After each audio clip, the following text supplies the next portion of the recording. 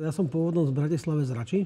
Náš dom bol tak situovaný, že už od malička som vlastne videl smerom na Vajnorské letisko. A už ako decka sme sledovali padaky, počítali ich. A jak išiel čas, tak vlastne, jak sme boli chlapci, zrazu sme mali bicykle. Takže poďme sa pozrieť do Vajnor na bicykloch. Tak sme išli do Vajnor na bicykloch, poďme na letisko, poďme bližšie. A zrazu sme videli padaky zblízka. A toto nás fascinovalo, až sme tam chodili. Až sme sa prehúpli z detstva do nejakého potínedžerského veku, nejakých 18. Došiel som na letisko a zrazu kúkam kamoš, sused, s ktorým som vyrastal, Milan Sabin. Hovorím, ty tu čo robíš? Nič, ja som sa prihlásil do základného výcviku. Hovorím, ty? No, že budem skákať z lietadla. No a mňa to tak nakoplo, že vlastne ja som chodil s ním na to letisko. Som absolvoval celý základný výcvik s ním ako divák. Pomáhal som im s rozcvičkami, baliť stojanku, rozťahovať padaky, nosiť, čistiť AN2, tlačiť AN2. No až došli zoskoky tohoto Milana a jeho parťakov a ja som bol s nimi furt tam a furt ma tak brali nejak, že som tam. Až zrazu inštruktori, ty sa kedy strojíš? No hovorím, ja sa nemôžem strojiť, tak musíš, nie? No hovorím, nie, lebo však ja som ani není prihlásený.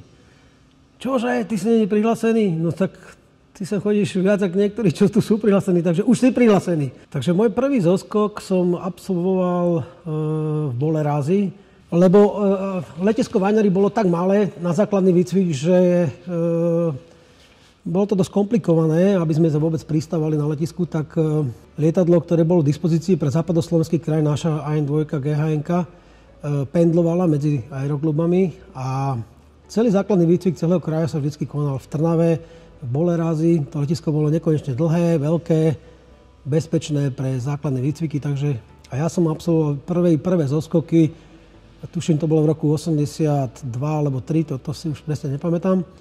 To bolo niekedy v máji. No takže prvý zoskok bol na statiku, pocity si pamätám, že som sa aj tešil, zároveň som sa aj bál po výskoku, nadšenie, že človek visí na padáku, pristátie prebehlo v pohode. No a tým ma to ešte nakoplo skákať ďalej viac a viac. A Bratislava bola vždycky silná v tejto disciplíne, lebo mali sme dobré vzory a prvými takéto nejaké zoskoky boli vždycky s Vladom Blahom, s Milanom Sabinom, potom s Fefom aj s týmto Ľubom Grovčikom. Sme vytvorili taký nejaký manšaft a sme sa snažili. Lenže v tom období boli starší chalani z Prievidze, jak boli Jano Oravec, Štetke, Miro Štefančík, Dušan Pápež, Vlasto Zámečník. Oni boli vlastne tým Prievidza 84. Oni sa pripravovali na majstrovstvá sveta a oni vlastne zháňali parťackú štyrku nejakú, ktorá by s nimi trénovala počas reprezentačných sústredení slovenských. No, bolo také výberové konanie, že či si vyberú, teraz tuším, tam bola Žilina, Martin, Bratislava, teda my a ešte neviem kto, tak boli nejaké sústredenia. A nás Bratislavakom oni nemali nejak moc v láske, lebo všetci si mysleli, že sme namyslení, nafúčaní Bratislavaci, všade sa pchajú a majú veľa zoskokov a neviem čo. No lenže my sme boli tak naučení z Bratislavy, že my sme v tej Prievidzi, ak sme boli na týchto sústredeniach, automaticky sme umývali AN2, skladali stojanku, rozťahali stojanku, proste my sme všetko robili. No a keď prešli nejaké roky, tak som sa podozvedal, že ak sme vlastne týmto výberovým konaním prešli, že prečo si vybrala Prievidza nás. Takže polovica Prievidžanov bola proti Bratislave, ale Jano Oravec povedal, že chlapci, ale ja vám kašlem na to, že či je to Bratislava, či sú namyslení, nenamyslení, ale pozrite sa, oni vytlačili lietadlo, oni to poumývali, oni rozbalili, oni zbalili a toto každý deň. Tak si nás vybrali. No vlastne tak sme sa dostali do nejakého výberu s nimi, že keď sme chodili na tie sústredenia, naša štyrka, takže vlastne lietadlo bolo iba pre nás a celý týždeň sme vlastne nič nerobili, iba skakali vlastne štyrky. Takže tak začali nejaké naše štvorkové tým. Odtedy, jak sme do tohoto vhúpli, tak to bol vlastne náš svet štvoriek a takýchto väčších zostav v rámci možností.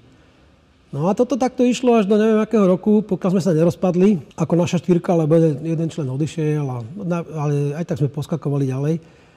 Ale nám sa svet otvoril až vtedy, keď v podstate skončil zväzárm a my sme čuchli k väčšiemu aeroplánu, k turboletu, k 410 niečo mali Kunovice. A začali sme v tejto dobe chodiť, skákať väčšie zostavy do Kunovíc. A to sme už mali aj iné padaky, už také modernejšie, už to neboli PTH 11. Podaktori si pokúpili nejaké blutraky, ja som mal nejakú ruskú tálku. No a začali sme chodiť do Kunovíc skákať s Čechmi, s Moravákmi, jak boli Indro Vojtek, Oldo Zvozil a títo. Nejaké 16, 18, 20, tak sme chodili tam na takéto, ešte sme to vtedy nevolali, že big wave kempy, ale proste chodili sme tam skákať tieto veľké zostavy. Lebo naša AN2 v podstate bola pre 10 ľudí, ale turbolet bol pre 20, takže sme tam chodili a stále nás to bavilo. No a od toho sa vlastne odvíjali aj ďalšie zoskoky, že sme si povedali, že poďme skúsiť nejaký rekord. Tak sme tam zorganizovali, to bolo v roku 1996, niekedy v septembri, nazvem to to už bol tretí slovenský rekord, lebo prvý chalani skočili Cajo Takáč, Vlado Drnovič a títo starí páni, ktorí v roku 1977 v Poprade vytvorili 8-člennú hviezdu, však o tom je aj pekný film, tuším, tá hviezda pada z nebe. Pardon, to bolo v 78. To bol československý rekord, ale oni predtým skočili slovenský.